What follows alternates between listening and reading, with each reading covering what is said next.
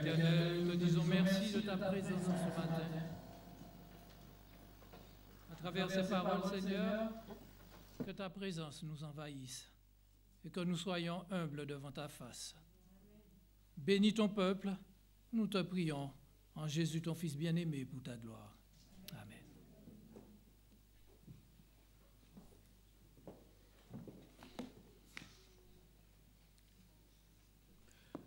Je vous prie de prendre avec moi le psaume 31.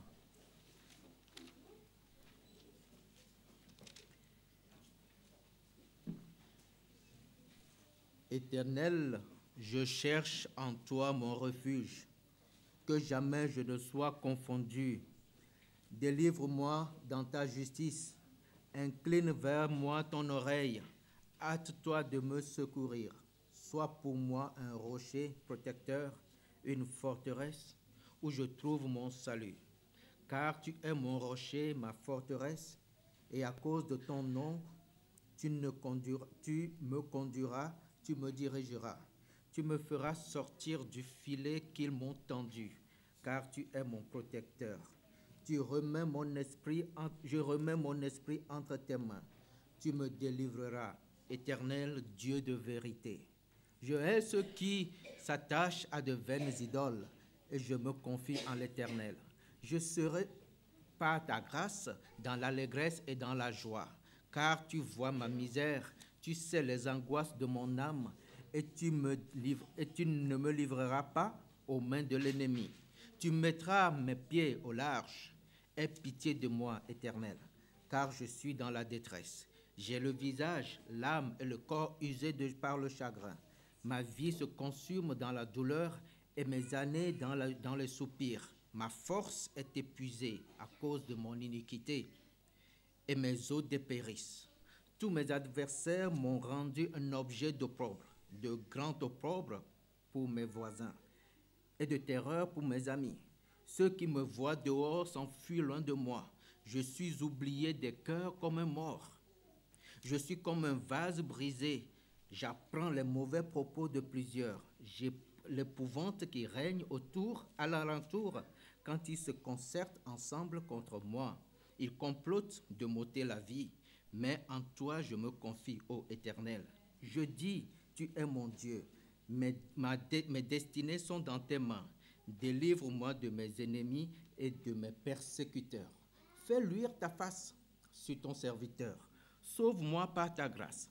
Éternel, que je ne sois pas confondu quand je t'invoque, que les méchants soient confondus, qu'ils descendent en silence au séjour des morts, qu'elles deviennent muettes les lèvres menteuses, qui parlent avec audace contre le juste, avec arrogance et dédain. Oh, combien est grande ta bonté, que tu tiens en réserve pour ceux qui te craignent, que tu témoignes à ceux qui cherchent en toi leur refuge, à la vue des fils de l'homme. Tu les protèges sous l'abri de ta face contre ceux qui le persécutent. Tu les protèges dans ta tente contre les langues qui les attaquent. Béni soit l'Éternel, car il a signalé sa grâce envers moi, comme si j'avais été dans une ville morte. Je disais dans ma précipitation, je suis chassé loin de ton regard, mais tu as entendu la voix de mes supplications quand j'ai crié vers toi. Aimez l'Éternel, vous qui avez de la pitié. L'Éternel garde les fidèles, il punit sévèrement les orgueilleux. Fortifiez-vous et que votre cœur s'affermisse, vous qui espérez en l'Éternel. Amen. Nous allons ensemble prendre le cantique 23 et juste après, pour tous ceux qui le peuvent, nous allons nous mettre à genoux pour la prière. Cantique 23, hymne et louange.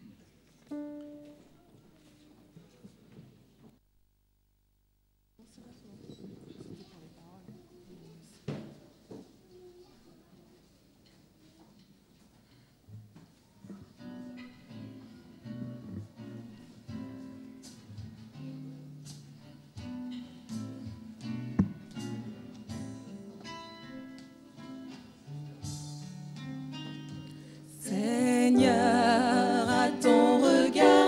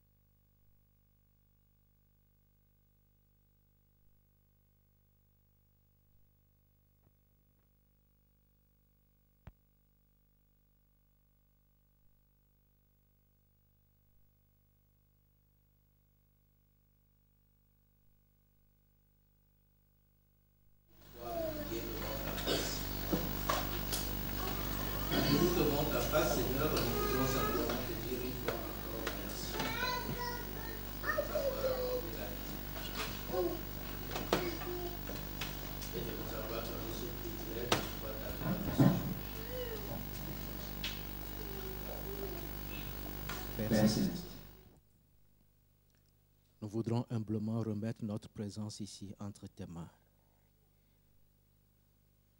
Nous voudrons humblement implorer la présence de ton Esprit Saint parmi nous.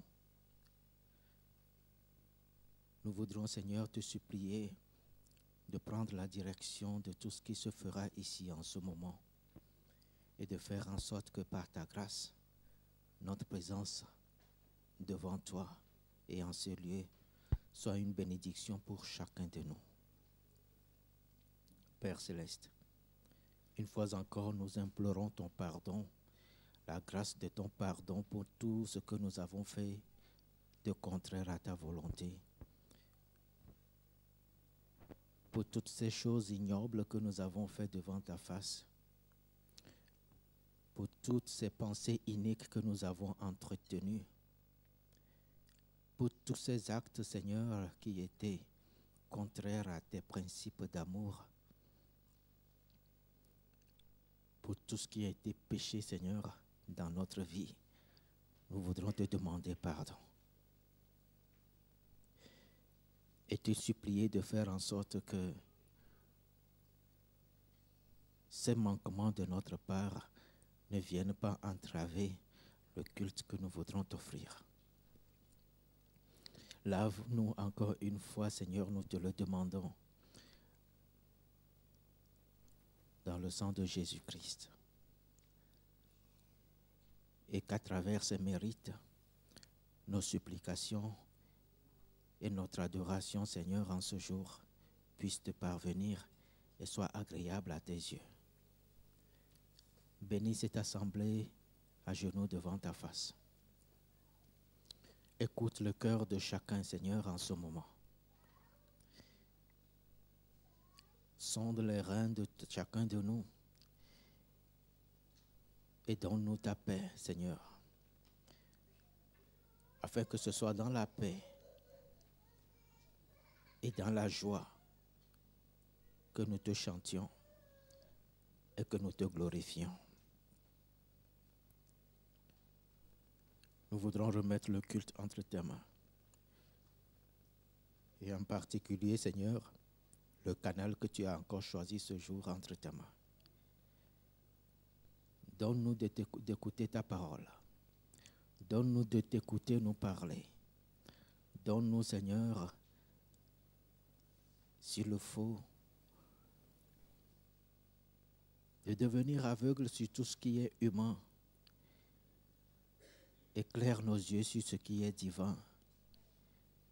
Et donne-nous, Seigneur, de le percevoir pour la gloire de ton nom et pour notre bien-être.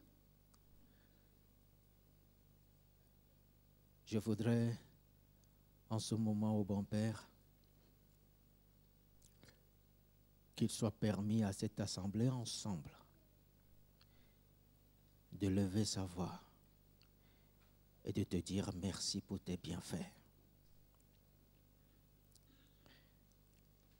Et de te supplier d'accorder ces mêmes bienfaits à ceux qui n'ont pas la chance ou le privilège que nous avons encore dans ce pays de t'adorer en toute liberté.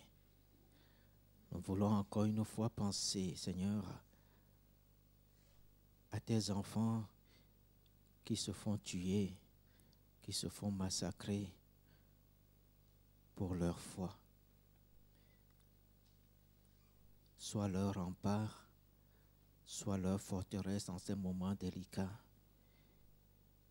Et parle surtout, Seigneur, au cœur de ces bourreaux.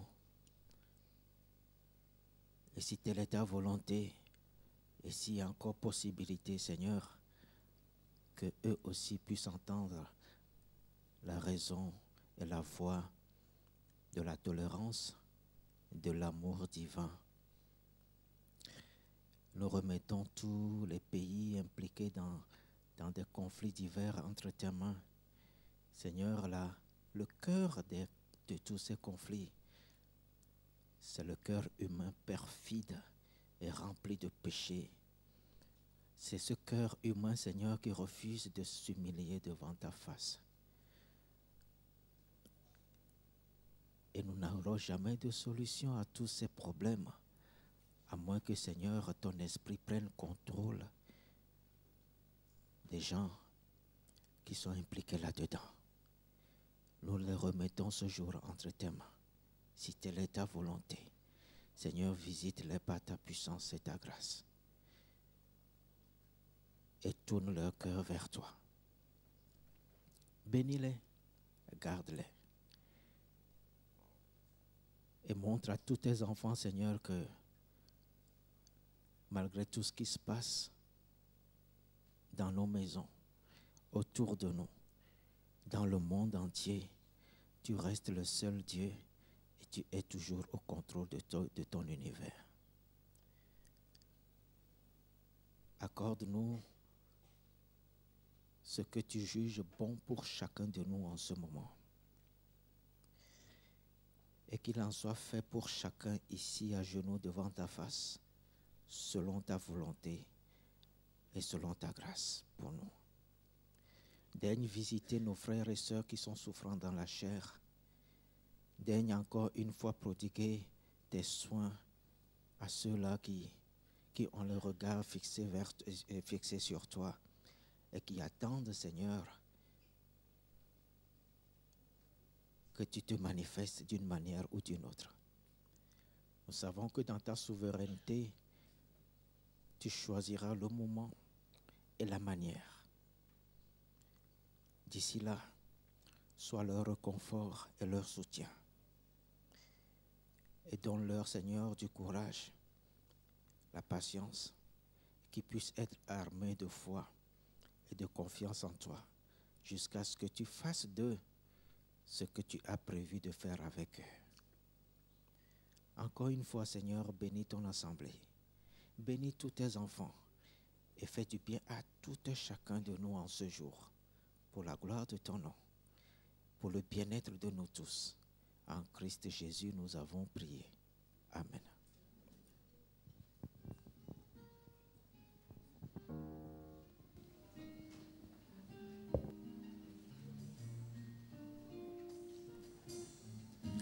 Ô mon Père, je crois, Jésus, je te reçois, Saint-Esprit, je te prie,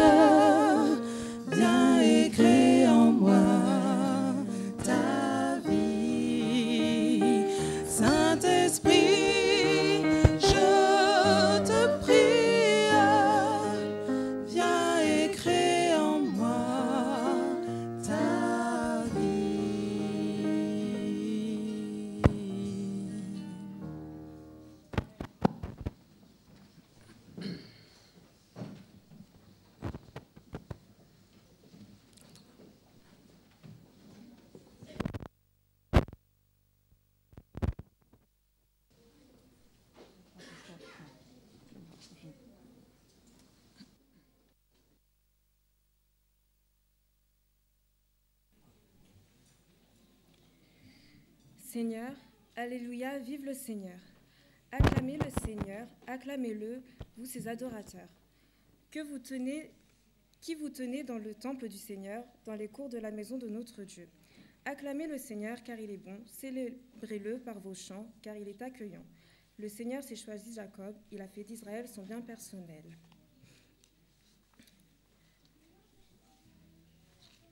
Nous prendrons ensemble ma joie de t'appartenir.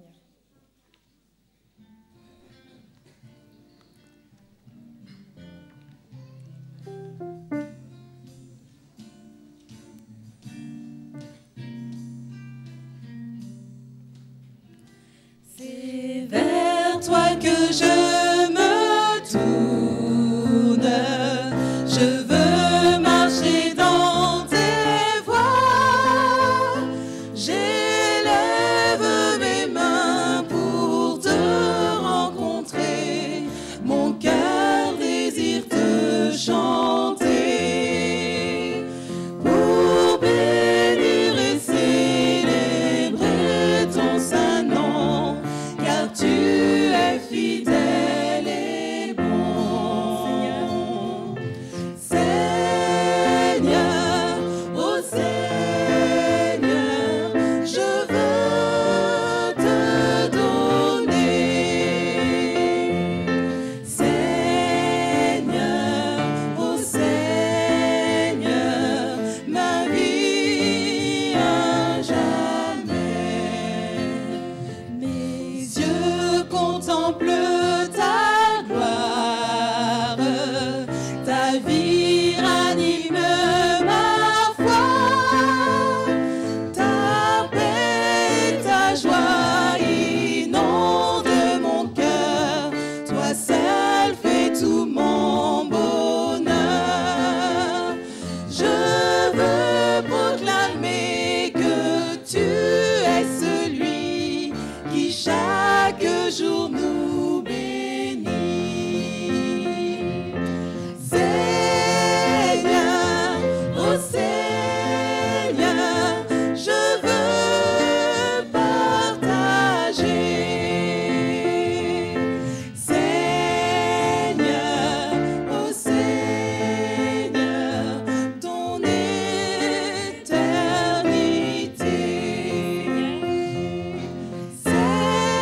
Seigneur, ô Seigneur, je veux partager. Seigneur, ô Seigneur, ton éternité.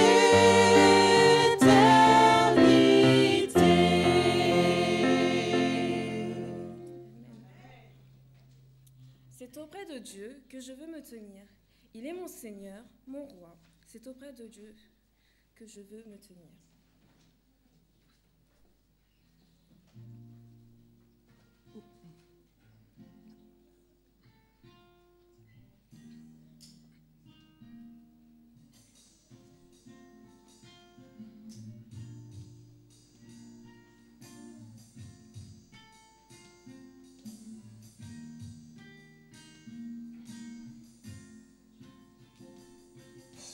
C'est auprès de Dieu que je veux me tenir. Il est mon Seigneur, mon roi. C'est auprès de Dieu que je peux ressentir tout l'amour qu'il a pour moi. C'est auprès de Dieu que je voudrais grandir, entendre le son de sa voix. Je viens devant le trône, par ta grâce je me tiens, en ta présence je lève les yeux vers le lieu saint pour contempler ta face. Je veux rester près de toi. C'est auprès de Dieu que je veux me tenir. Il est mon Seigneur, mon roi. C'est auprès de Dieu que je peux ressentir tout l'amour qu'il a pour moi. C'est auprès de Dieu que je voudrais grandir, entendre le son de sa voix.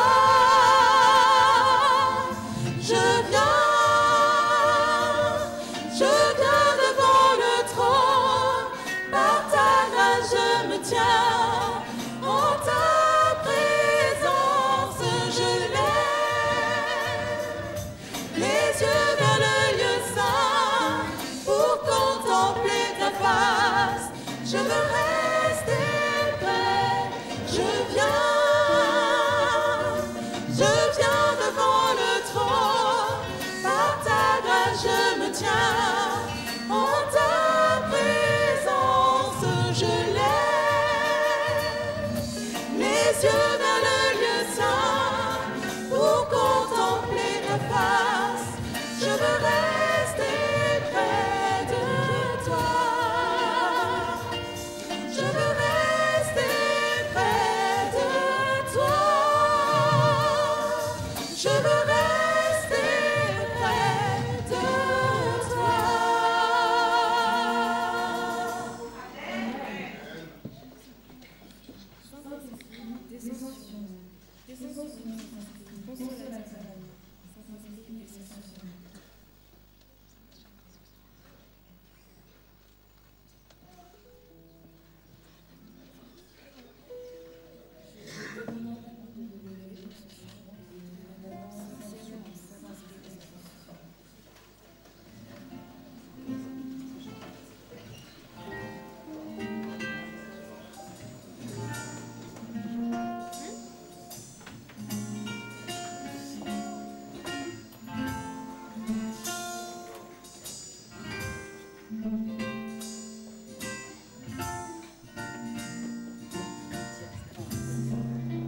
Saint-Esprit descend sur nous, descend sur nous, consolateur ami, à nouveau touche nos vies. Saint-Esprit descend sur nous, descend sur nous, que ta puissance vienne, que ta voix résonne, viens et change nos cœurs, accomplis ta parole. Saint-Esprit descend sur nous.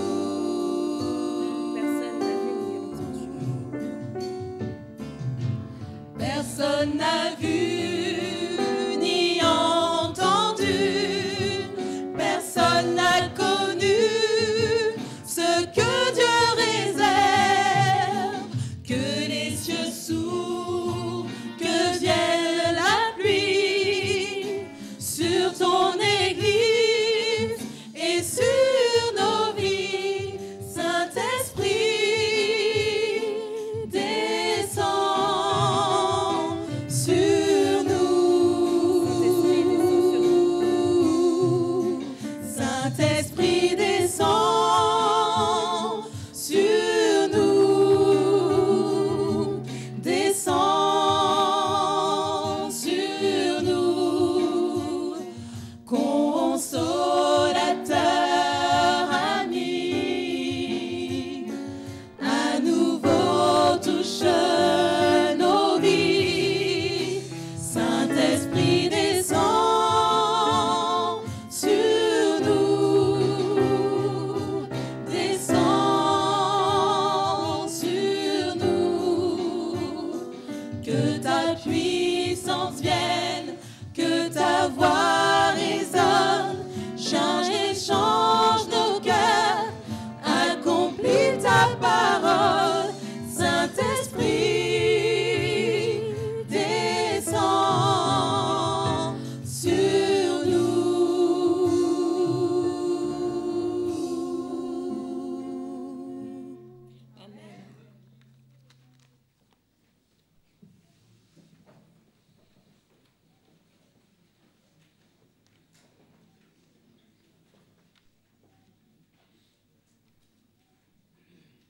service de fidélité.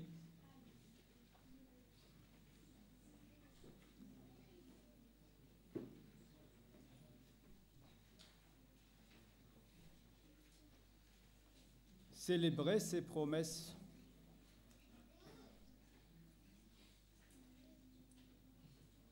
Que serions-nous devenus sans la promesse de Dieu?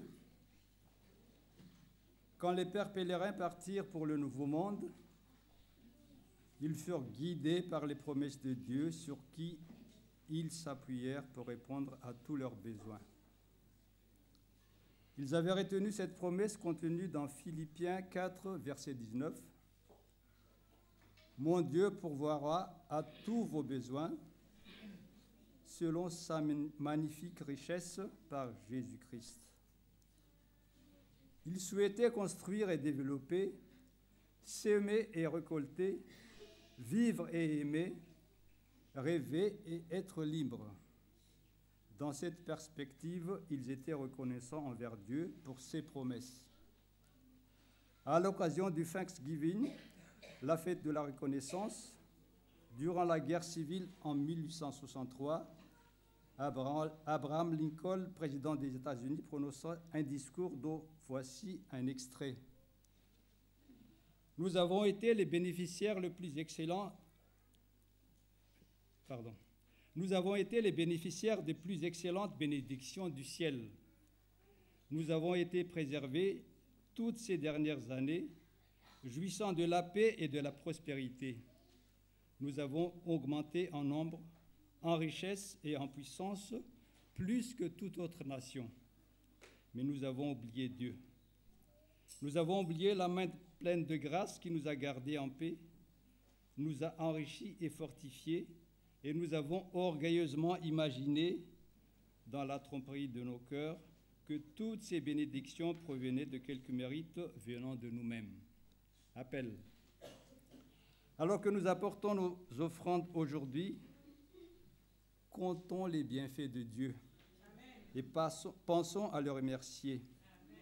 Nous n'avons pas de mérite personnel, mais nous avons les promesses de Dieu comme appui. Amen. Amen. Je demande à la diaconesse, au diacre, de passer dans les rangs pour recueillir les dîmes et les offrandes. Et nous allons chanter le chantème.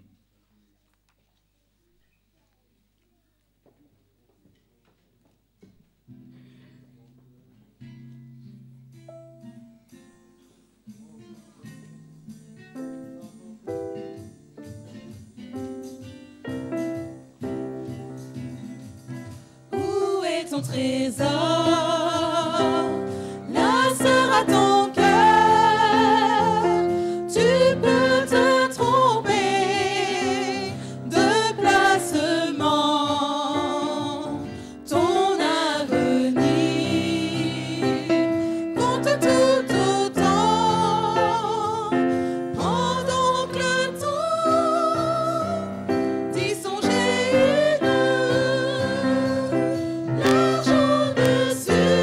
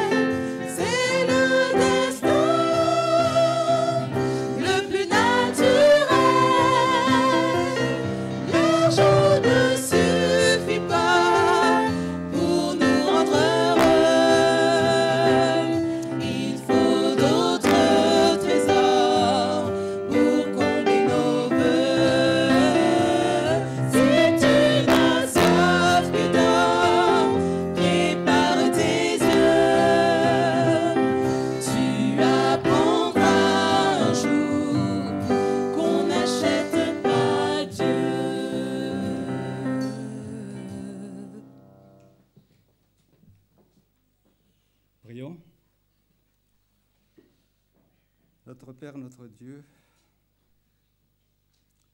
nous te remercions de nous avoir réunis dans ta maison en cette journée de sabbat. Seigneur, nous venons avec humilité devant ta trône de grâce pour te remercier, Seigneur, de tous tes bienfaits, de toutes tes bénédictions. Seigneur, donne-nous la sagesse et l'intelligence de comprendre que tout ce que tu as mis à notre possession vient de toi. Seigneur, que ton nom soit glorifié. Seigneur, je pense à toutes les bénédictions de tous les jours que tu nous as donnés, que tu renouvelles, Seigneur, envers nous. Merci pour ta fidélité. Seigneur, apprends-nous à être fidèles vis-à-vis de ton amour. Seigneur, que ton nom soit loué au siècle des siècles. Que ton amour nous régénère, Seigneur, et que nos cœurs soient purifiés. Que nos cœurs soient généreux vis-à-vis de nos prochains. Seigneur, que ton nom soit loué au siècle des siècles. Merci pour ton amour, ta bonté, ta miséricorde. Je te remercie, Seigneur, pour ce que tu as fait pour chacun de nous ici présents, pour les bénédictions, Seigneur, mais nous devons aussi savoir que nous devons subir des souffrances et que nous avons tes promesses, Seigneur, que tu seras toujours avec nous. Que ton nom soit loué, Seigneur, au siècle des siècles. J'ai été prié au nom de ton Fils Jésus pour ta gloire. Amen.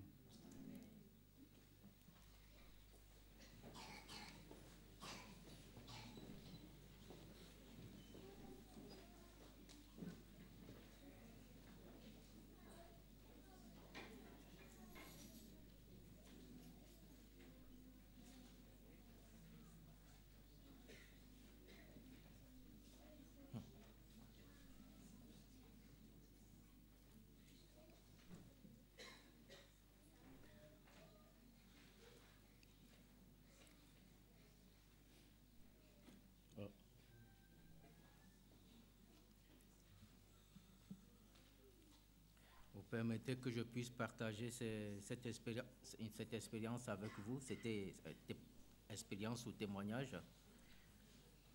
C'était hier, nous étions quelque part avec un ami et c'était pendant la pause et nous mangions tranquillement et un monsieur s'est amené. Quand il est arrivé, on a vu que c'est quelqu'un il n'était pas tout à fait normal, c'est vrai. Je ne sais pas s'il avait bu ou ce qu'il avait, mais c'était un étranger. Alors il a ouvert la porte, il est rentré. Et du coup, j'ai vu le monsieur, le propriétaire qui s'est avancé vers lui, qui lui a demandé ce qu'il voulait. Et le monsieur a commencé à parler, il a commencé à parler en anglais. Et il voulait manger. Et le monsieur lui dit, bon, je te donne quelque chose à manger, mais tu ne restes pas pour manger ici. Et pourquoi? Et nous écoutions la discussion. Ça allait mal tourner pour le frère qui est arrivé. Et évidemment, il s'est fait, excusez-moi le terme, il s'est fait virer, on l'a fait sortir. Et nous avons appelé le monsieur, nous dit, monsieur, pourquoi, quel était son problème, pourquoi est-ce qu'il ne pouvait pas manger? Il dit, il ne peut pas manger à l'intérieur. Parce que, voilà, il peut pas, il était en haillons, c'est un étranger, il a dû voyager pendant longtemps et il n'était pas non plus trop, donc physiquement apparemment et puis vu son aspect, il n'était pas le bienvenu et il s'est fait sortir d'une certaine manière. On a posé juste une question. Qu'est-ce que votre prophète dirait de cette attitude envers cet étranger? Juste pour vous dire que nous autres, par contre, nous avons un Dieu, quel que soit le haillon que nous avons, quel que soit, excusez-moi le terme, l'odeur que nous pourrions dégager, il s'est lavé et accepté dans sa maison. Soyez les bienvenus dans la maison de l'Éternel ce matin. Et que Dieu puisse bénir, laver, rendre propre chacun de nous ici pour que notre présence soit acceptée devant lui. Je voudrais saluer aussi nos frères et sœurs qui nous suivent grâce à la technologie. Dieu vous visite, Dieu vous bénisse et que Dieu vous fasse du bien à vous aussi qui nous écoutez. Aujourd'hui, nous commençons notre semaine de prière et c'est l'ancien Josué qui va nous parler de la part de l'Éternel ce matin. Mais avant de lui laisser la place, je voudrais inviter les enfants pour leur histoire.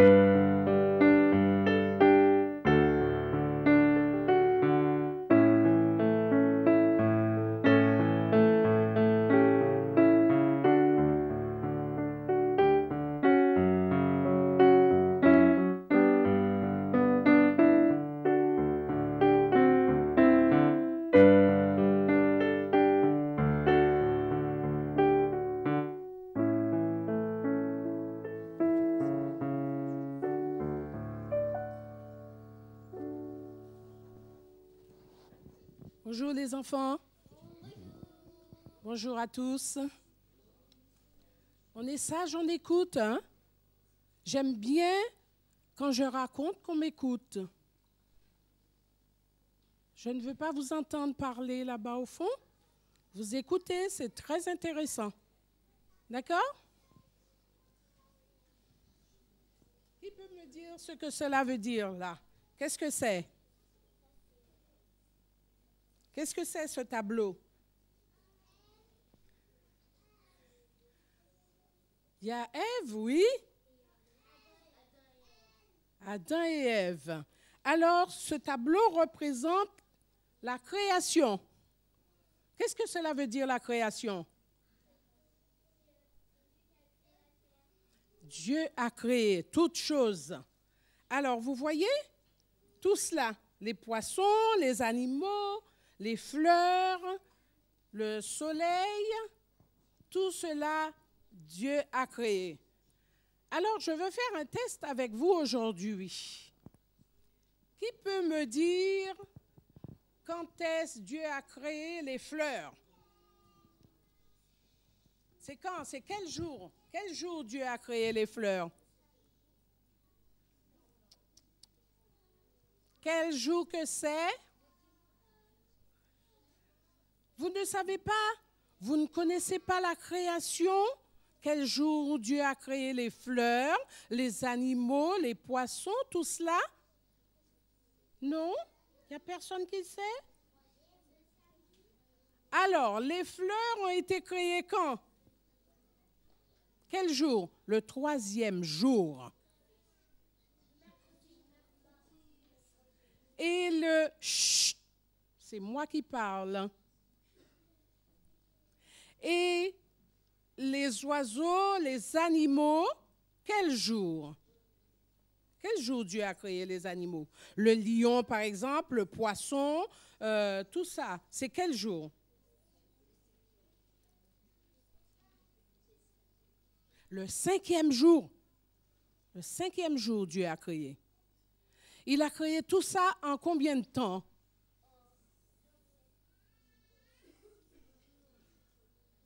Voilà, en une semaine, Dieu a fait des belles choses. Regardez-moi tout ce qu'il a créé.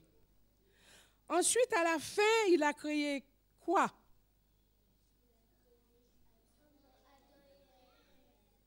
Adam et Ève ont été créés. après avoir créé tout cela, le soleil, la lune, les animaux, les oiseaux, Adam et Ève ont été créés. Et ils les ont mis où? Il a mis Adam et Ève où? Dans le jardin. Voilà, ils sont là, tous les deux.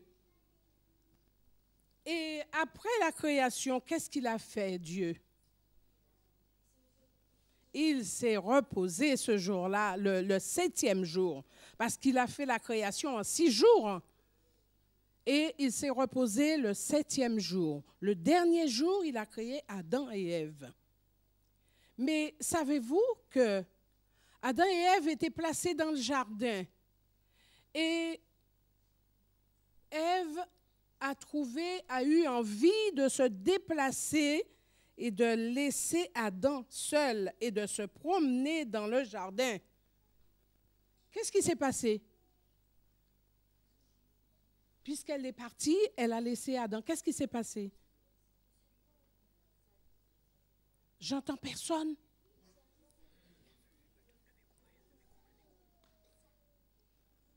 Qui c'est qui veut parler? Alors, qu'est-ce qui s'est passé? Ève a laissé Adam, elle se promenait dans le jardin, elle s'est arrêtée où? En dessous l'arbre. Voilà. Mais Dieu avait dit à Adam et Ève, vous pouvez vous promener dans le jardin et manger de tous les fruits qui se trouvaient dans le jardin, excepté le fruit qui se trouvait dans l'arbre qui était au milieu du jardin. Peut-être notre arbre est à côté, mais il est là. Et ensuite, il y a eu le serpent qui était sur l'arbre. Et Ève a entendu un bruit. Chut. Et elle a regardé, qu'est-ce qu'elle a vu? Le serpent. Et le serpent qui lui dit quoi? Qu'est-ce que le serpent lui a dit? Oui? Qu'est-ce que tu dis?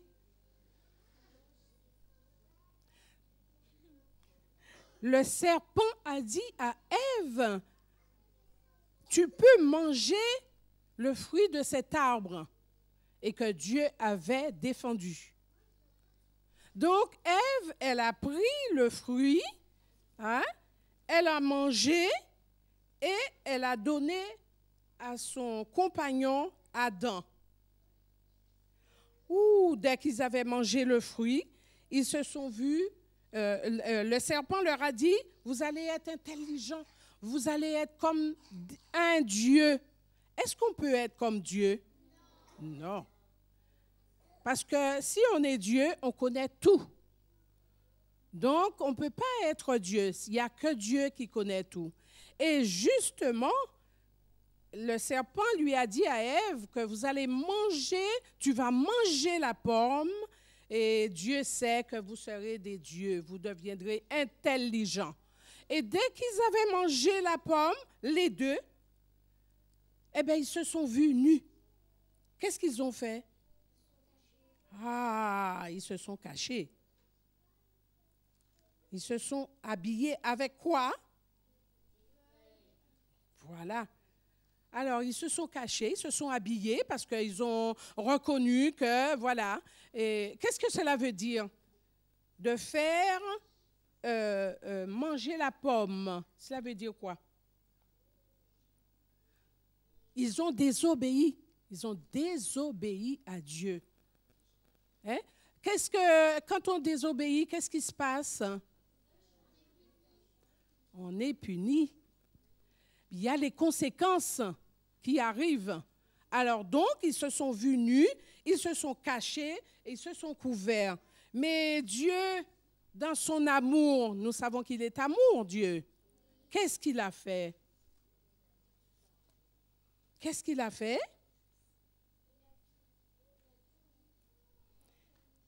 Il a tué un animal.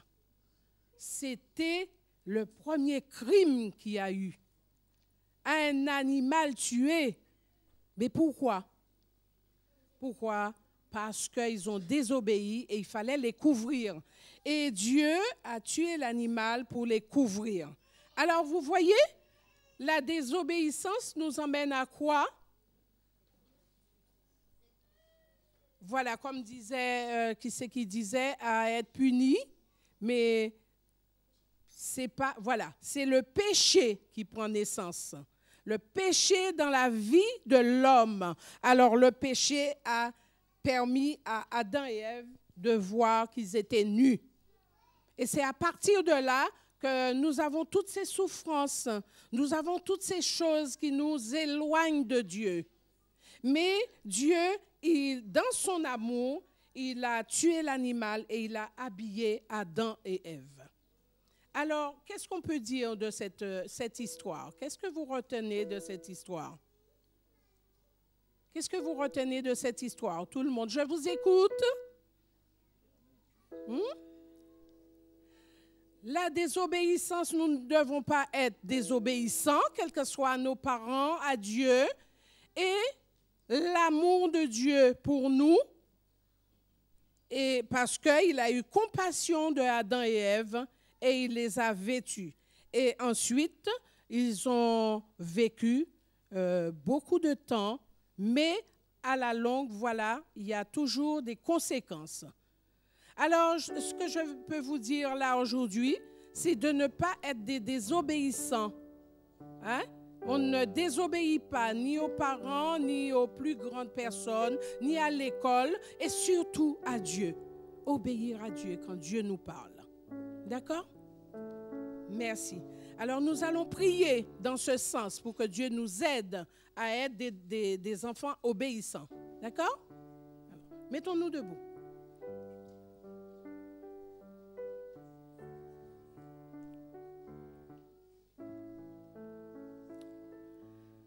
Merci Seigneur, parce que tu es avec nous, tu es à notre écoute et nous te prions de nous aider, Père, afin que nous soyons des obéissants et que nous te respectons et que nous sachions l'amour que tu as pour chacun de nous. Au nom de Jésus. Amen. Merci les enfants. Rejoignez les parents dans le silence.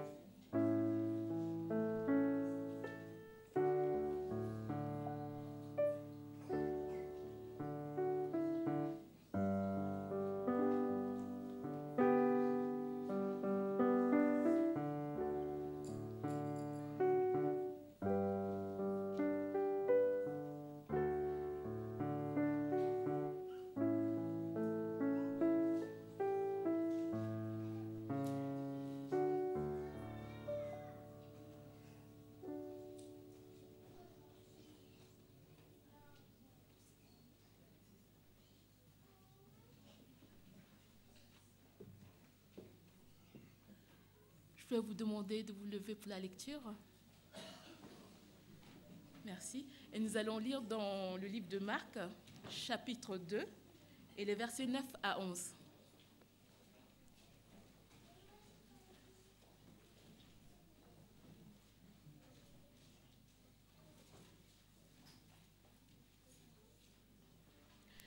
Lequel est le plus aisé de dire au paralytique: tes péchés sont pardonnés, ou de dire: lève-toi, prends ton lit et marche?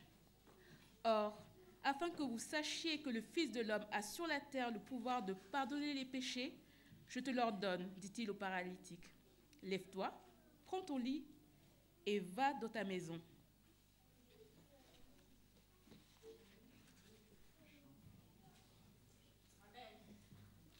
Et pour le chant, nous allons prendre dans Hymne et louange le numéro 292.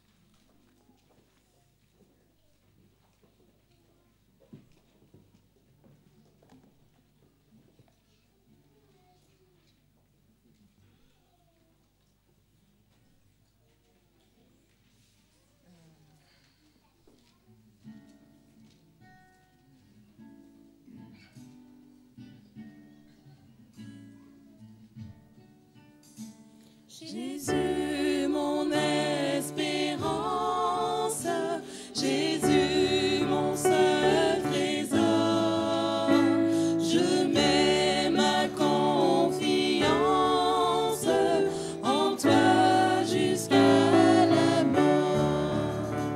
De toi me vient la vie, de toi descend la paix, en toi joie infinie, je vis et pour jamais. S'il faut divin modèle, broyé sous une croix, en moi toujours fidèle, aimant toujours tes lois. Jamais tu ne commandes ce qui serait trop lourd.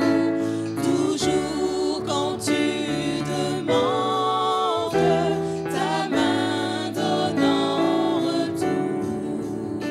Je veux dans ta lumière marcher le cœur joyeux, montant de la poussière vers toi dans les hauts cieux.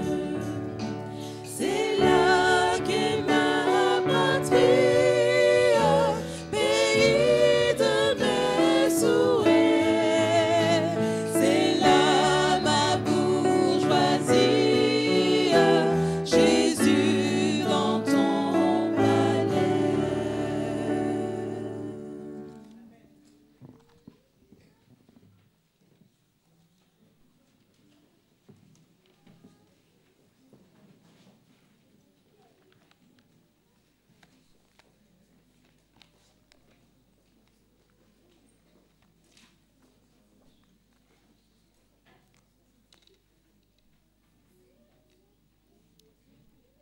Chers amis, chers frères et sœurs, je voudrais vous saluer fraternellement en Jésus-Christ en ce sabbat matin. Je voudrais aussi saluer tous les internautes qui nous écoutent en ce matin. Comme Maurice disait sabbat dernier, qui permettent à, je ne dirais pas à nous, mais à Dieu d'entrer dans leur intimité en ce matin. Que le Seigneur puisse nous bénir et qu'il puisse nous fortifier dans notre foi, dans cette assurance que nous avons dans le nom de notre Seigneur et Sauveur Jésus-Christ. Pour ce matin, avant de commencer, je voudrais faire un petit clin d'œil à tous nos responsables de département, que nous puissions nous organiser, planifier notre temps, parce que lorsque je regarde la pendule, il est 55 et je devrais être en train de faire la conclusion. Alors je demande que chacun puisse mettre du sien et pour que chaque département puisse avoir le temps qui lui est réparti. Parce que c'est quand même, je dirais, difficile de pouvoir présenter un thème dans 5 ou 10 minutes. Parce que normalement, le culte doit prendre fin, je dis normalement, à 11h30. Mais bon, ici à Puise-Pontoise, je crois que ça a été fait 1 ou 2 fois, mais pas plus. C'est vrai, lorsqu'on est en présence de Dieu, ça nous fait plaisir. Mais il faut savoir qu'il y a des inconvénients qui font que, bon, on ne peut pas rester indéfiniment. Hein, ceux qui étaient avec Jésus, ils restaient toute la journée, mais bon, je pense qu'aujourd'hui, ce n'est pas le cas. Alors que nous puissions nous organiser dans ce sens. Mais pour cela, que le Seigneur puisse continuer à déverser sur nous sa bénédiction. C'est vrai, depuis en arrivant ici ce matin, tout ce que j'entends converge par rapport au texte que nous avons. Et je ne sais pas, est-ce que les membres d'Église, est-ce que vous avez reçu ce fascicule? Oui. Alors, s'il y en a qui n'ont pas, que vous puissiez lever la main et les diacres pourront vous en amener. Il y en a d'autres. Alors, je demande aux diacres de pouvoir porter des fascicules pour ceux qui n'en ont pas.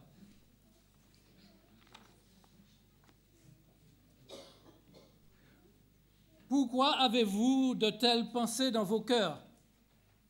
Lequel est le plus aisé de dire au paralytique, tes péchés sont pardonnés, ou de dire, lève-toi, prends ton lit et marche? Or, afin que vous sachiez que le Fils de l'homme a sur terre le pouvoir de pardonner les péchés, je t'ordonne, dit-il au paralytique, lève-toi, prends ton lit et va dans ta maison. Prions ensemble. Notre Dieu, notre Père, que ton nom soit béni, que ton nom soit glorifié, que ton nom soit exalté. En cet instant, nous te réclamons, ô Dieu, ton Saint-Esprit, afin que nous puissions comprendre l'enseignement que tu as pour chacun de nous. Je te prie, ô Dieu, de disperser tes ennemis et que ton nom seul soit glorifié. Que tu nous asperges de ton sang précieux et que tu nous rendes sages à salut. Nous t'en prions dans le doux nom de ton Fils Jésus pour ta gloire. Amen.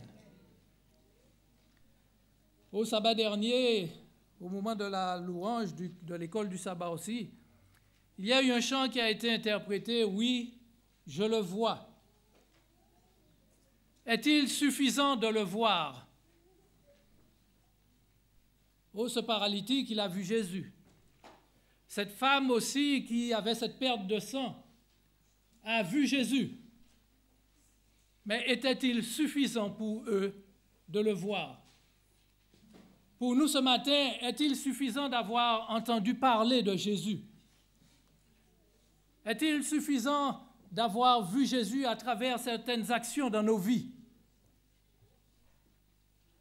Au lieu égard à ce que ce paralytique et cette femme souhaitaient, ce n'était pas simplement de voir Jésus, mais il y avait quelque chose d'exceptionnel, quelque chose de particulier où il voulait faire.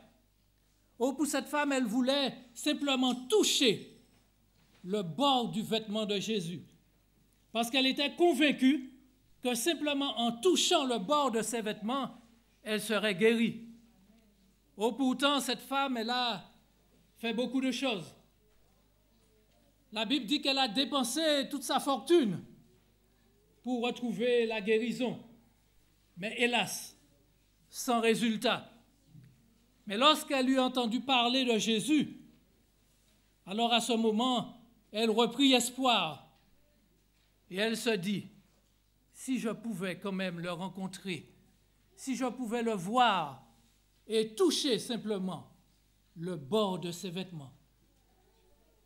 Oh, ce matin, la question que j'ai envie de vous poser, chers frères et sœurs, qu'avez-vous envie de faire de Jésus en ce matin? Est-ce que vous avez vraiment envie de le voir en face de vous, de le toucher, d'être en sa présence, ou simplement d'avoir entendu parler de lui? Oh, je crois qu'en ce matin, si nous sommes là, c'est parce que tous nous avons cette espérance de le voir un jour, face à face, de le toucher. Oh, peut-être je dirais même faire comme Jean, de pencher notre tête sur sa poitrine. Ce serait magnifique. Oh, dans la ville de Capernaum, où vivait cet homme, il est venu vers Jésus. Jésus était dans la maison de Pierre, en train d'enseigner. Et cet homme, il avait tout fait pour retrouver la santé. Mais hélas, en vain. Et même il escomptait avoir cette délivrance de la part des chefs religieux, où ces chefs religieux étaient incapables de lui porter une solution à son problème. Parce que ces hommes religieux, lorsqu'il est allé vers eux, eh bien, ils ont examiné son cas et ils lui ont fait comme réponse que son cas était incurable. Il ne pouvait rien faire. Vous imaginez, chers frères et sœurs, vous êtes malade, vous allez voir votre médecin traitant, auquel vous avez quand même un peu de confiance en lui. Et quand vous arrivez, il vous examine, et après quoi vous entendez sortir de sa bouche, « Je ne peux rien faire pour vous. Votre cas en ce matin est incurable. » Oh, je m'imagine, chers frères et sœurs, l'image de notre faciès brusquement lorsque nous entendrons, du moins lorsque nous aurions entendu ces paroles du médecin nous dire « Je ne peux rien pour vous, votre cas est incurable ». Oh, cet homme, il était découragé, désespéré. Il ne savait plus quoi faire, jusqu'au jour où il a entendu parler de Jésus. Et aussi, il a entendu parler d'hommes et de femmes comme lui, qui étaient malades, des pécheurs comme lui, qui ont été guéris. Oh, il reprit espoir, cet homme. Et il s'est dit, il faut que j'aille vers ce Sauveur. Il faut que j'aille vers cet homme pour avoir au moins l'espérance de retrouver la santé. Ne pouvant se déplacer, il appelle ses amis et il leur dit, écoutez, transportez-moi vers cet homme. Oh, Jésus était dans la maison de Pierre en train d'enseigner et voilà, ses amis arrivent au bord de la maison de Pierre et là, obstacle. Parce qu'il y avait une foule dense. La maison de Pierre était remplie. Oh, ils essayaient de se frayer un chemin pour arriver vers Jésus, mais en vain. Ils se demandaient comment faire. Mais ce paralytique était déterminé. Il voulait à tout prix voir Jésus, être face à face avec lui. Parce que simplement, il avait entendu parler et cela lui a redonné espoir. Et il a décidé d'être en présence de Jésus pour retrouver la santé. Et voilà, cet homme arrive et lorsqu'il voit encore cet obstacle, alors il organise un plan en disant à ses amis, écoutez, transportez-moi sur le toit. Un peu stupide, se transporter sur le toit. Pour lui, il n'y a plus d'obstacle qui pourrait l'empêcher de se trouver en présence de Jésus. Et je m'imagine, quand j'ai lu ce texte, je m'imaginais les diacres de notre Église, cette scène qui se passe ici à Puiseux-Pontoise, la cour remplie de personnes, et voilà des hommes qui arrivent avec un homme sur un brancard, et puis ils voient que ces hommes prennent une échelle, essayent de se hisser sur le toit. Et je m'imaginais les diacres courir par Monzévo pour leur dire « Mais arrêtez, qu'est-ce que vous faites ?» pour les empêcher de monter sur le toit. On pourrait comprendre, chers frères et sœurs, en vivant cette scène, on se dirait « Mais ils sont stupides. » Quoi de plus facile, frayer un chemin dans la foule et arriver devant Jésus? Mais cela démontre que rien ne pouvait l'empêcher de se trouver en présence de Jésus. Et à ce moment, il demande à ceux qui étaient avec lui de faire une ouverture dans le toit, de découvrir le toit et de le faire descendre là où Jésus était. Avoir des amis, chers frères et sœurs, c'est une chose. Mais avoir des amis comme ce paralytique, c'en est une autre. Parce que je m'imagine un peu, chacun de nous dans cette scène, est arrivé devant cette église ou devant la maison, et que la personne qui veut voir Jésus nous dit, montez sur le toit, ouvrez ce toit, faites une ouverture. Peu importe pour lui, son seul but, c'est de voir Jésus. Oh, à l'intérieur de la maison, ils sont montés sur le toit, ils découvrent le toit. Et à l'intérieur, on voit toute cette poussière qui descend. Quelle a été la pensée de ceux qui étaient dans la maison en voyant les débris qui tombaient? Oh, je m'imagine un peu là en ce matin, chers frères et sœurs, en train de vous parler et que vous voyez les plaques qui sont là-haut, qui tombent, de la poussière. Je suis sûr que ça nous perturberait beaucoup. Mais néanmoins, je pense que ceux qui étaient là en présence de Jésus, il y avait autre chose qui les intéressait. auquel où ces hommes ont pu découvrir le toit et faire descendre ce paralytique en présence de Jésus. C'est tout ce qu'il voulait voir, Jésus. Parce qu'il avait cette assurance qu'en voyant Jésus, en étant en sa présence, qu'il retrouverait la guérison. Oh, cet homme arrive devant Jésus et il y a une chose qu'il désirait tant entendre de Jésus. Vu sa situation, pécheur comme il était, sachant que sa maladie relevait du péché, et ayant entendu déjà que son cas était incurable, mais il avait quand même l'espoir, parce qu'il se disait, en arrivant au pied de Jésus, je retrouverai la guérison. Oh, quelle foi, quelle assurance, chers frères et sœurs. Et je comprends lorsque Jésus nous pose cette question, a posé la question à ceux qui étaient autour de lui, lorsque je reviendrai, trouverai-je la foi sur la terre? Lorsqu'on voit simplement Jésus dit, si seulement vous avez la foi comme un grain de sénévé, vous direz à cette montagne de se déplacer. Est-ce que nous avons la foi en ce matin, chers frères et sœurs? Combien de ceux qui se trouvent là paralysés en ce matin, comme cet homme qui recherche la solution, qui recherche la guérison? Combien d'entre nous en ce matin, paralysés, que ce soit physiquement, mentalement ou spirituellement, Jésus est la solution. Jésus est la raison, notre raison de vivre. Jésus seul peut nous donner cette assurance du pardon. Oh, cette femme, elle voulait toucher Jésus. Il m'a touché et changé ma vie. Jésus veut en ce matin nous toucher, chers frères et sœurs. Il veut nous toucher et changer notre vie. Est-ce que nous sommes d'accord que Jésus puisse nous toucher et changer notre vie?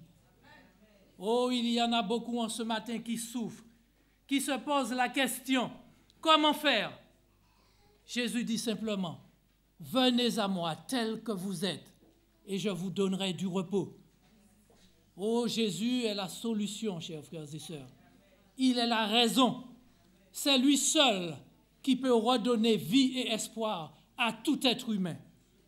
Alors que les hommes peuvent nous condamner, loin de là, Jésus, il nous libère. Et en ce matin, comme ce paralytique, nous venons au pied de Jésus et nous lui disons, Seigneur, voici faible pécheur que je suis.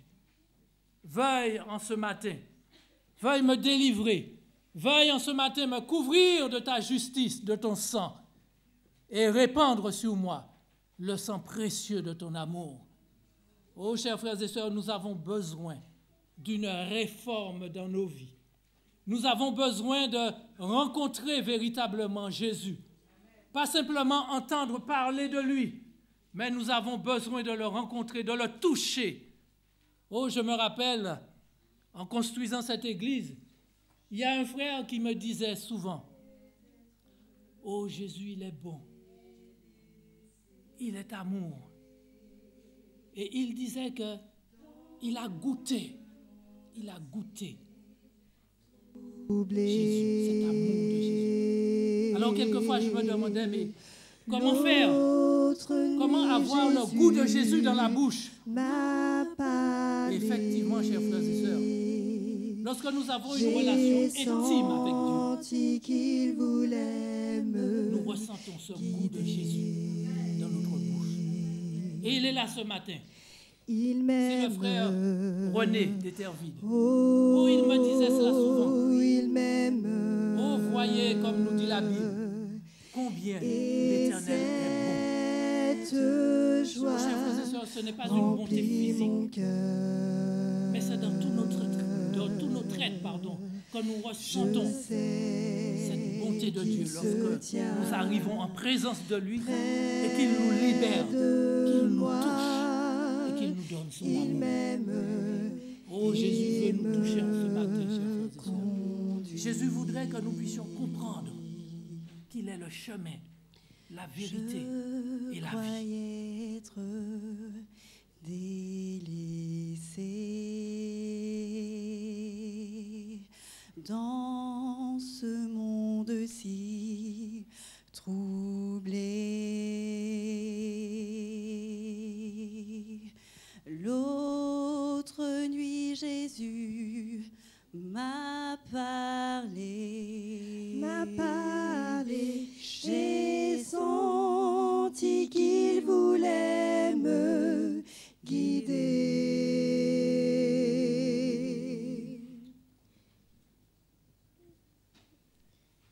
Il m'aime. Oh oui, il m'aime. Et cette joie remplit mon cœur. Je sais qu'il se tient près de moi. Il m'aime et me conduit. Il m'aime. Oh, il m'aime. Et cette joie remplit mon cœur. Je sais qu'il se tient près de moi. Il m'aime et me conduit.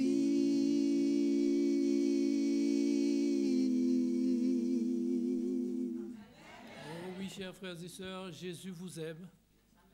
Jésus nous aime. Et nous le savons tous. Nous le disons tous. Mais est-ce que nous l'aimons? Est-ce que nous aimons notre Sauveur? Oh, si je pose la question, vous me direz, si nous sommes là ce matin, c'est parce que nous l'aimons. Oh, Pierre aussi, il aimait Jésus, chers frères et sœurs. Et lorsque Jésus lui a posé la question 3 fois, « M'aimes-tu plus que ceci, Pierre ?» Oh, Pierre s'est énervé parce qu'il savait que cet amour n'était pas agapé. Aimons-nous Jésus comme il nous a aimés, chers frères et sœurs? Aimons-nous Jésus au point de laisser notre vie pour l'accepter comme notre sauveur personnel? D'abandonner tout ce que nous pouvons avoir pour servir Jésus? Oh, cet homme n'a pas cherché à comprendre. Il voulait une seule chose, arriver à toucher Jésus et que Jésus puisse le toucher. L'homme attend des paroles de pardon de la part de Jésus. Quelle foi avait-il, lui et ses amis, une fois à passer par le toit? Et soudain, ce qu'il voulait entendre résonne à ses oreilles. Dans Marc chapitre 2, le verset 5, Jésus lui dit, « Mon enfant, tes péchés sont pardonnés. » Oh, gloire à Dieu. Dieu n'agit pas seulement dans un domaine de notre vie, chers frères et sœurs. Lorsque Dieu agit dans nos vies, il agit dans notre vie en totalité. Oh, il a pardonné cet homme parce qu'il savait que sa situation, c'était le fruit du péché, le résultat du péché. Jésus lui dit ce qu'il avait envie d'entendre. Tes péchés sont pardonnés. Oh, ces mots sont une douce musique à son oreille. Voir Jésus à tout prix était le seul espoir de ce paralytique. Il était convaincu qu'au contact de Jésus, il serait guéri. Oh, tout comme cette femme qui était persuadée simplement en touchant le bord de ses vêtements qu'elle serait guérie. Que voulons-nous faire en ce matin, chers frères et sœurs? Voulons-nous simplement voir Jésus ou voulons-nous toucher Jésus? Oh, je ne dirais pas voulons-nous qu'il nous touche. Il a déjà fait tout ce qu'il faut pour que nous soyons sauvés, chers frères et sœurs. Il a tout accompli. Il a dit, Père, tout est accompli. Il n'y a plus rien à faire pour le salut de l'humanité. Mais néanmoins, lorsque Jésus était là, il nous a laissé, chers frères et sœurs, une mission. Quelle est cette mission?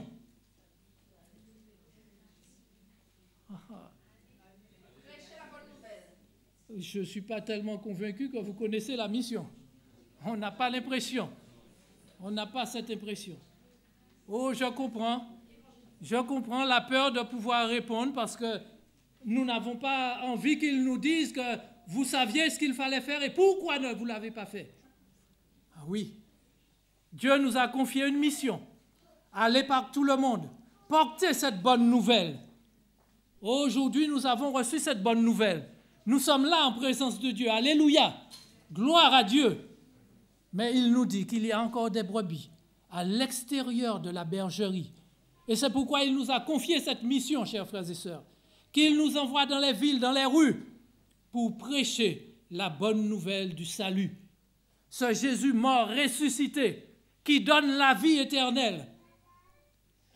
Oh, non seulement qu'il nous a confié cette mission, chers frères et sœurs, mais Jésus nous a laissé quoi?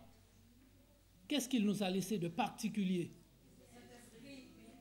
Oh, mis à part le Saint-Esprit. C'est la clé, d'accord? Qu'est-ce que Jésus a donné aux disciples? Je m'en vais, mais je vous laisse. Tout cela, oui. Jésus a donné aux disciples une puissance, chers frères et sœurs. Il leur a donné le pouvoir de chasser des démons, le pouvoir de guérir des malades, le pouvoir de ressusciter des morts. Et lorsque nous lisons, lorsque j'ai lu ce verset dans la Bible qui dit « Ô mort, où est ta victoire? Ô mort, où est ton aiguillon ?» Oh, je me pose la question, chers frères et sœurs. Lorsque Christ reviendra, est-ce qu'il nous dira « Entre dans la joie de ton maître » ou est-ce que j'entendrai de sa bouche « Retirez-vous, je ne vous ai jamais connu » Oh, chers frères et sœurs, nous le disons tous, nous l'entendons partout. L'heure est venue où le peuple de Dieu a besoin d'une réforme totale. L'heure est venue, chers frères et sœurs, où le peuple de Dieu, où chacun de nous individuellement, nous avons besoin d'une réforme totale. Que sur le point physique, mental ou spirituel, nous avons besoin de cette réforme. Car sans cela, nous ne pourrons accomplir la mission que Dieu nous a confiée. Oh, pensons simplement aux disciples. Lorsque Jésus partait, il leur a dit « Retournez à Jérusalem. Ne vous éloignez pas. Je vous enverrai un autre consolateur, le Saint-Esprit survenant sur vous. » Oh, c'est vrai, lorsque je vois, quelquefois, nous réclamons le Saint-Esprit. Nous avons notre chambre haute. Oh, chers frères et sœurs, ne nous trompons pas de cible. Ne nous trompons pas de cible. Ce n'est pas par la chambre haute que nous recevrons le Saint-Esprit, chers frères et sœurs. C'est un moyen de se tenir en contact de Dieu. Mais je recevrai le Saint-Esprit par rapport à ma relation avec Dieu.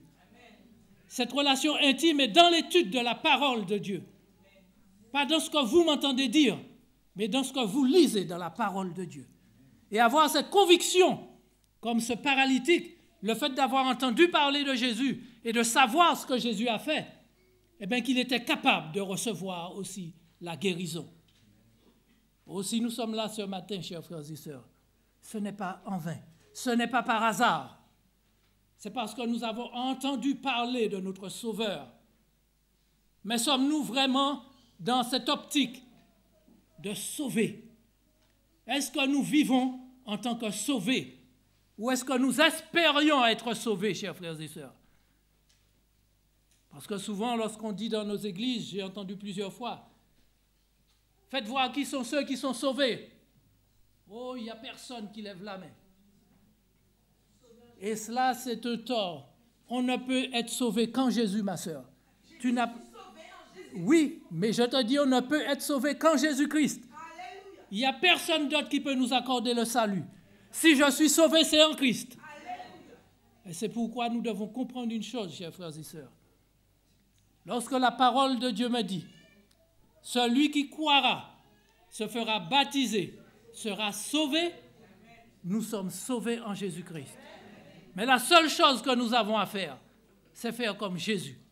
Quelle était la seule différence de Jésus de nous?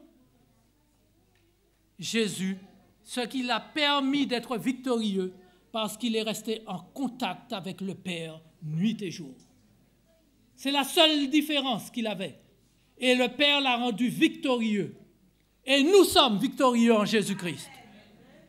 Mais ça, nous ne le comprenons pas, chers frères et sœurs. Parce que lorsque Jésus est retourné au ciel, il nous l'a dit dans sa parole, qu'il a prié pour nous. Parce que Satan nous a réclamé pour nous cribler. Mais Jésus a dit, prenez courage, parce que j'ai vaincu le monde.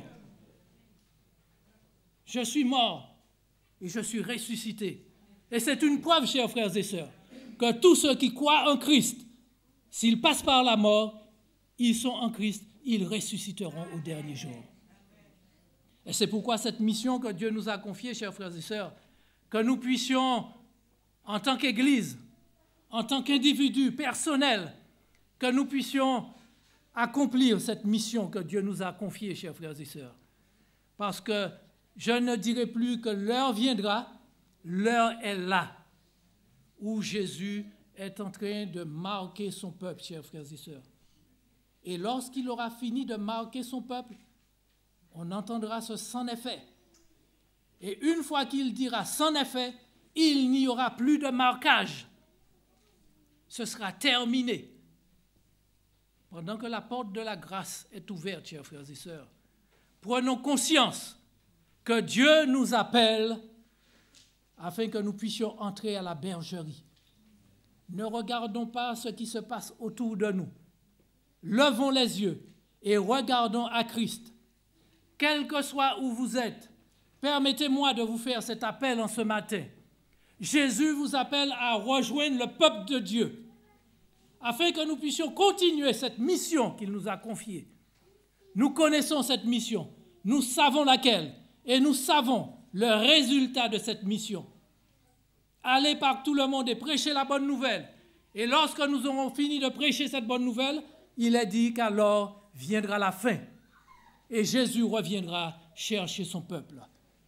Chers frères et sœurs, que le Seigneur puisse en ce matin nous combler de ses bénédictions, que nous puissions rechercher la face de Dieu, que nous puissions retourner aux sources premières pour que nous puissions être agréables aux yeux de Dieu. Dieu veut que nous comprenions que nous sommes des créatures faites de ses mains, forgées de ses mains, et qu'il a mis son souffle en nous, et que nous sommes le peuple de Dieu. Êtes-vous véritablement les disciples du Christ? Le disciple, c'est celui qui fait ce que dit le Maître. Dieu appelle à faire partie de la grande équipe unie et combinée, une équipe de disciples dévoués qui font preuve de compassion envers ceux qui sont lassés et abattus, ceux qui ont été découragés, comme cet homme lorsque ses chefs religieux lui ont dit « Votre cas est incurable, plus de solution ». Jésus a la solution. Jésus est la raison. Et chers frères et sœurs, nous devons venir à lui, comme nous dit la parole, tel que nous sommes. Et c'est lui qui nous donnera le repos. Lui seul. En Jésus seul, nous pouvons trouver le repos, la respiration et l'être. Êtes-vous disposés, à l'instar des amis du paralytique, à persévérer dans l'œuvre qui consiste à amener d'autres âmes à Christ? Voilà notre mission. Voulez-vous vous engager pour poursuivre cette œuvre que Dieu nous a confiée? Êtes-vous disposés à accepter l'appel de Christ en ce matin, à continuer à œuvrer pour le salut de l'humanité? Oh, chers frères et sœurs, oui, Dieu seul est notre raison de vivre, parce qu'il est tout pour nous. Il est ma raison de vivre, il est tout pour moi. Je veux marcher sans crainte, il est près de moi. Il est ma raison de vivre, il est tout pour moi. Je veux marcher sans crainte, il est près de moi. Je me souviens des jours de tristesse, personne pour me consoler, fatigué, lassé de vivre. Il est venu et s'est révélé. Il est ma raison de vivre. Il est tout pour moi. Je veux marcher sans crainte. Il est près de moi. Amen. Que le Seigneur nous bénisse, chers frères et sœurs. Qu'il fasse partie intégrante de nos vies. Amen. Et il nous conduira jusqu'au paradis céleste. Amen. Que le Seigneur nous bénisse.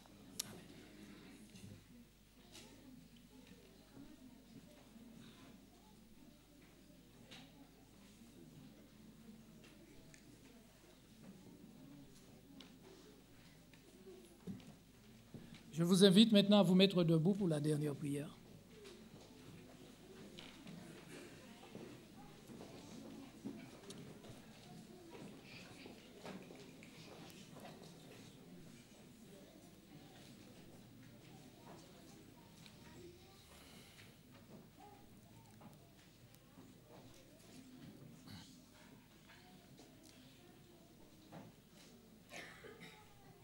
Seigneur, nous voulons tout simplement te dire merci pour cette main qui nous a encore touchés ce matin. Nous voudrons te dire merci pour ces propos qui sont tombés dans nos oreilles ce matin. Nous voulons te dire merci, Seigneur, pour cet ordre que nous avons reçu de toi, de ramasser notre lit, de nous lever et de partir parce que nos péchés ne sont plus. Merci Seigneur pour la guérison opérée en chacun de nous en ce moment. Et merci pour le don du Saint-Esprit pour nous conduire le reste de notre vie. Que ta grâce nous accompagne, que ta main nous soutienne dans le chemin et que ta puissance, Seigneur, soit notre protection maintenant et à jamais. En Christ Jésus. Amen.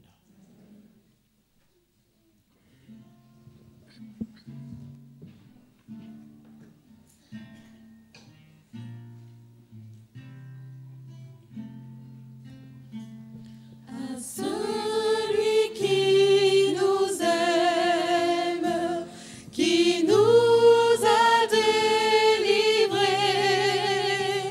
de nos péchés.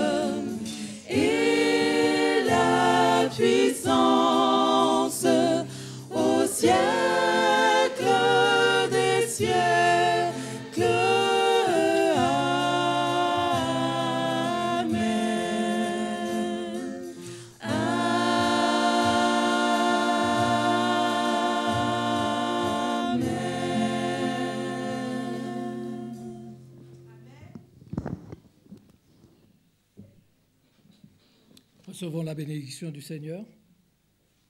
C'est ici la persévérance des saints, de ceux qui gardent les commandements de Dieu et la foi de Jésus. Que la grâce du Seigneur Jésus-Christ soit avec nous tous. Amen.